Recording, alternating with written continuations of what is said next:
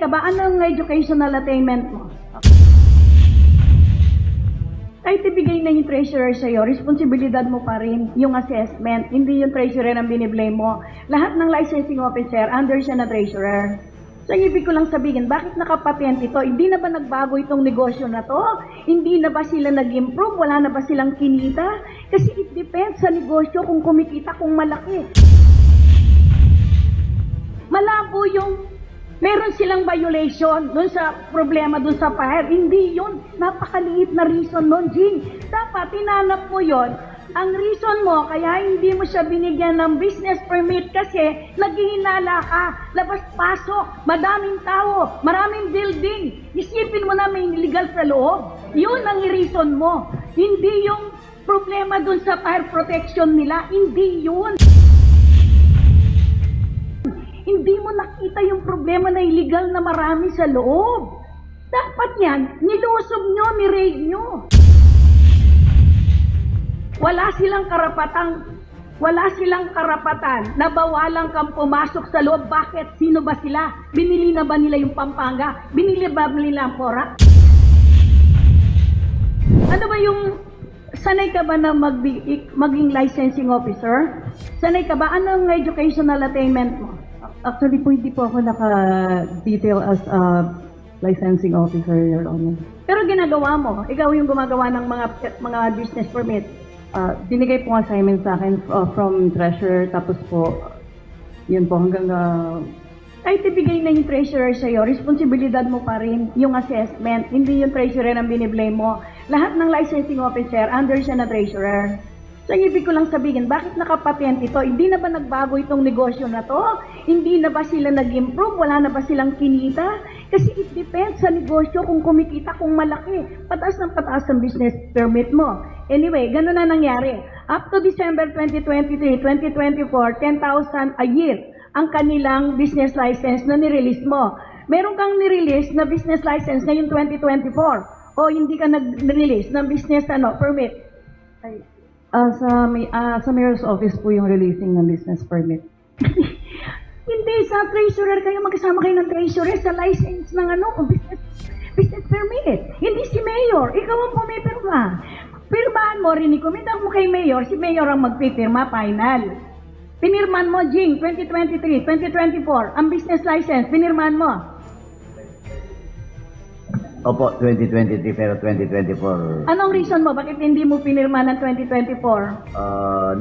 nasa negative list ng Bureau of Fire. Bureau of Fire lang, Jane?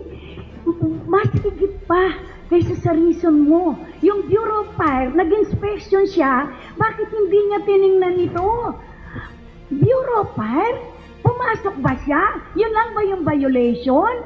Dapat, pag pumapasok ang ganon, meron kang hinala sa business permit, kaya hindi mo binibigay. Dapat magsama yung licensing officer, magsama ang planning officer, magsama yung Bureau of Fire, magsama yung sanidad mo, magsama yung menro mo, isa kayong grupo. Lalo na confidential ito sa hinala ninyo. Dapat ganon, Jing. Malabo yung meron silang violation doon sa problema doon sa fire. Hindi yun. Napakaliit na reason nun, Jing. Dapat tinanap mo yon. Ang reason mo, kaya hindi mo siya binigyan ng business permit kasi naghihinala ka, labas-pasok, madaming tao, maraming building. Isipin mo na may illegal sa loob. Yun ang reason mo. Hindi yung problema dun sa fire protection nila. Hindi yun. Hindi mo nakita yung problema na illegal na marami sa loob. Dapat yan, nilusob nyo, ni-raid nyo. That's why we conduct a joint inspection team kaso po na hindi kami pinapasok. Yun na nga yung problema ngayon eh. Sila lang ang investor, sila pa yung nananakot sa atin. Bakit hindi ka nagreklamo sa higher authority? Bakit sumalta lang sila sa bayan mo? Ayaw kang papasukin? Eh nasa batas na kailangan inspeksyonin lahat, either private property kung may hinala ka ng may illegal. Wala silang karapatan na bawalan kang pumasok sa loob. Bakit? Sino ba sila? Binili na ba nila yung Pampanga? Binili ba nila ang Porac? Sa kanila ba lahat yan? Naglilis lang sila eh. Investor lang sila eh. Bakit mo pinabayaan hindi ka papasukin? Kaya ngayon tayo napupuruhan. Tayo nagkakaproblema. Never kayong matakot sa mga investor. Never kayong katakutan sila. Bakit? Sumanta lang sila dito eh. Tapos tayo matatakot? Sana nagsumbong ka. Sana pinaalam mo sa amin para nagsumbong tayo sa higher up. Hindi na nagtagal yan. Opo.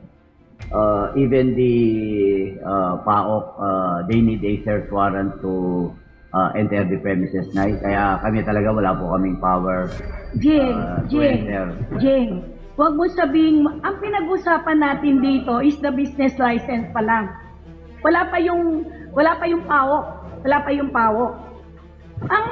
Ang LGU, karapatan niya, lahat ng pumasok na investor sa kanya, na karapatan niya, na tingnan, ultimo maliit na building, ultimo isang ako, kung ilan yung building, anong pagkagawa, ano lahat yan. Pero Jing, ang nangyari, wala kayong ganon sa munisipyo ninyo. Matagal nang nag-illegal yan. Matagal na silang nag-iligay dun sa loob na yan. 2024, saka pa lang. Tapos ang reason mo, kaya pala hindi mo binigyan ng business license, kasi may reklamo yung Bureau of Fire. Asan yung Bureau of Fire? Hindi niya, bakit siya nakapasok? Hindi niya nakita yung mga legal sa loob? Yung Bureau of Fire mo? Yun lang ang nireklamo sa'yo, kaya ayaw mo siyang bigyan ng business permit because of the, yung mga permit niya sa fire, yun lang. Pumasok ang fire department mo, ba't hindi niya nakita yung mga illegal sa loob? Nakapag-conduct ba ng inspection ng Bureau of Fire? Nalalaman natin yung problema. Pero pakitawag sa susunod yung Bureau of Fire Protection, yung Jing, representative. bakit yung Bureau of Fire mo nakapasok sa loob? Ay, baka hindi mo nga nakapasok din eh. Hindi rin nakapasok na. Bakit niya dinadahilan mo ngayon sa press con mo? Kasi yung fire protection ang problema, kaya hindi mo sila binigyan ng business license. Di nagsisinungaling din siya rin hindi siya nakapasok. Actually, nasa negative list po nila, kaya yun po yung naging basis namin for, kasama po sa requirements po kasi yun. Isa lang yun sa requirements, maliit lang yun. Kailangan lang na ng fire extinguisher yun, no? Wala nga occupancy permit. Kaya ngayon pwede nga yun eh. So anyway, napansin ko lang, ba't walang pirma yung applicant sa business permit? Ganito ba? Computer generated ba to o talagang hindi pinipirmahan? Walang pirma, oh. Computer generated po. Yung bang application niya may pirma? Meron po. Bigyan nyo kami yung kopya, yung ano niya, yung may pirma na application. We will submit, Mr. Chair, the copies of the application for. Oo, kasi very misleading to. Di namin alam kung kailan ito eh. Yes, we will do that. Di ba? Yung assessor, nasaan? Assessor. Magkano ang amilyar na binabayaran nitong 10 hektarya nitong yung may-ari ng ano na yan? Ng lupain na yan? Based on records po, more or less 4,000. 4,000. 4,000 a year! Bali na 4,000. 4,000 a year!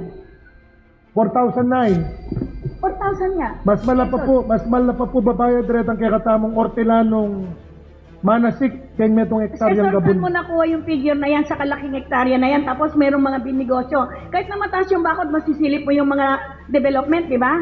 4,000 siya. Noong una pa, hindi pa ako governor, meron ng golf course yan, meron ng hotel. Since pa noon, hindi ka nagbago, 4,000 pa rin ang amilyar na binabayad sa'yo, hindi ka nagreklamo, hindi ka nangangal, hindi kayo nag-tax mapping doon, hindi kayo nag-imbestiga. Vice Gov, bali, kaka-assume ko lang po this May 2 lang. Sino yung dating assessor? Retired na po. Ilang taon niyang tinatanggap yung 4,000 a year na amilyar nitong malaking hektarya na to? Since 1998 na eh. Wala nang pagbabago. Ikaw, provincial assessor, nakapatente rin ba yan? Nakapatente rin ba yung amilyar na yan? Opo, Nay, 20 years, 12 years, ganun na rin? 4,000, wala nang pagbabago? Parehas po yung record po natin sa province at sa assessor. Ba't hindi ka nagreklamo? Ba't hindi mo tiningnan? Nasilip mo naman yung development para ng BDC yun. Opo, Nay. Kaya dahil nga po sa developing yung PORAC at siguro nakita ito ng governor din natin at si Mayor Jing, kaya nag-conduct po tayo ng tax mapping para may deklara po natin itong mga undeclared real properties. Naka-convert ba yan? Sorry po, Nay. Naka-convert ba o agricultural pa rin? Sa ngayon po, Nay, kaya 4,110 ang amilyar niya dahil naka-agricultural at residential po siya. Jing, ba't mo naman pinabayaan yun? Nay, the problem po siguro, nung pag-upo ko, wala pa talagang tax mapping ang PORAC. Pero noong 2019, pagkaupo ko, nagkaroon na ako ng directive na kailangan tayong mag-tax mapping. Jing, This sorry prevents me 2020 Huwag po. mo sasabihin yan. Hindi reason yan.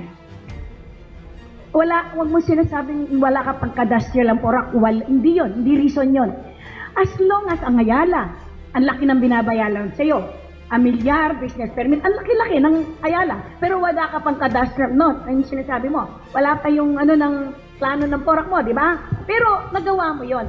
Ibig ko sabihin, hindi natin pwedeng idaylan yon na wala pang kadastro yung PORAC. Hindi Nandyan na yan Nandyan na yan, Jing. 2019. Pero nakapatente pa rin kayo sa 4,000 na amilyar. Isang taon. Hindi dahilan yun. Ayun, nagpusigil ka nga. Nagtrabaho ka ng 2019. Pero nagbago ba? Hindi. 4,000 pa rin ang amilyar mo. Actually, tinatapos.